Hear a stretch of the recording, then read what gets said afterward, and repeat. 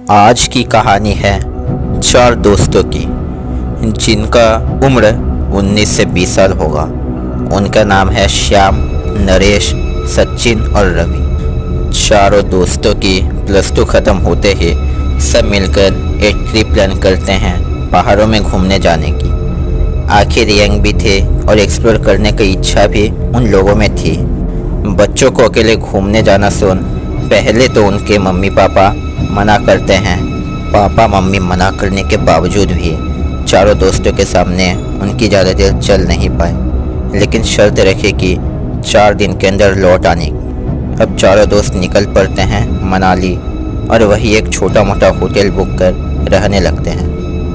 पहले दिन सारे दोस्त जमकर हिमालय की वादियाँ एक्सप्लोर कर दूसरे दिन वाटर बोटिंग करते हैं। फूडी होने के चलते तीसरे दिन वे पहाड़ी खाना चखते हैं और चौथे दिन पहाड़ी मंदिर और आसपास का इलाका घूमते हैं। अब चौथे दिन बीतने पर घर वाले कॉल कर पूछते हैं तो सारे बोलते हैं कि 5वें दिन की सुबह सुबह ही निकल जाएंगे। अब सारे दोस्त तैयार होकर निकलते ही हैं कि श्याम बोलता है रवि को कि गाड़ी रुका, थोड़ा मसाला चाय पीकर निकलेंगे। रवि बोलता है ठीक है, तुम तीनों जाओ, मैं गाड़ी में ही तुम लोगों का वेट करता हूँ। अब श्याम, नरेश और सचिन टी स्टॉल के पास पहुँच चाय पीते हैं कुछ बिस्किट्स के साथ। तीनों दोस्तों को साथ ही श्याम के पास एक आदमी अपना मुँह ढके पहले से ही बेंच पर मौजूद था, जो कि ना तो चाय पी रहा था और ना ही कुछ कर रहा था। श्याम उसे देख पूछता है भाई साहब, क्या आप चाय पियेंगे तो मैं दिला देता हूँ। वो इंसान थोड़ी देर चुप रहकर बोलता है तुम यहाँ कैसे पहुँचे, किसने लाया तुम लोगों को यहाँ, हमारा गांव कहाँ है। श्याम और उस आदमी को बात करता देख नरेश और सचिन श्याम से कहते हैं क्या अरे गरे लोग से बात कर रहा है, ना जान ना पहचान, जल्दी चल, हमको लेट हो रही है, घर भी पहुंचना है। जाते वक्त वो इंसान इनसे पैसा मांगता है। नरेश अपना बचा हुआ बिस्किट पकड़ा देता है तो सचिन कुछ पैसे पकड़ाता है, लेकिन श्याम अपना वॉलेट गाड़ी में भूलने के कारण कुछ नहीं देकर लौट आता है। अब लौटते समय श्याम की हाथ मुड़ जाती है और कुछ देर में ठीक भी हो जाती है, लेकिन गाड़ी में बैठने के बाद श्याम स्टीयरिंग पकड़े रवि का गला दबाने लगता है और कहता है कि रोक गाड़ी को, मुझे वो इंसान बुला रहा है। रवि का गला छोड़ने पर नरेश और सचिन उसे सभी कहानी कहते हैं कि फिर से श्याम गला दबाकर रवि से कहता है कि रोक दे गाड़ी, वरना मैं तुझे मार दूंगा। रवि सोचता है ऐसे भी मरना है और वैसे भी, तो मैं चलती गाड़ी से छलांग मार लेता हूँ।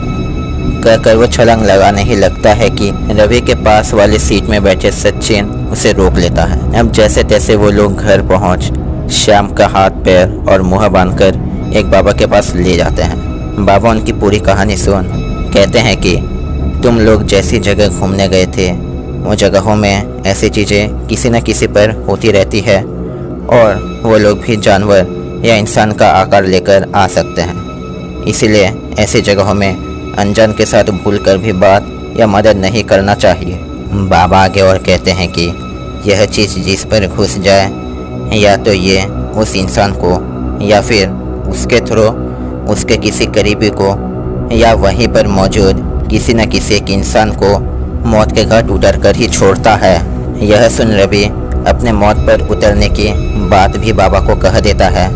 इतने में बाबा श्याम को पूरी तरीके से उसके छलावे से मुक्त कर उसका उतारा करके सभी दोस्तों को ध्यान से घर लौटने को कहते हैं। अब सभी दोस्त के पेरेंट्स एक जगह रवि के घर इकट्ठे हुए थे और सभी को देख रवि खुद से ही उनके साथ हुई घटना सुनाकर अब वे लोग कहाँ थे कहते हैं। और उस दिन के बाद से उन लोगों ने पहाड़ी इलाके में और कोई ट्रिप ना तो बनाई और ना ही अपने सपने में करने की सोच पाए।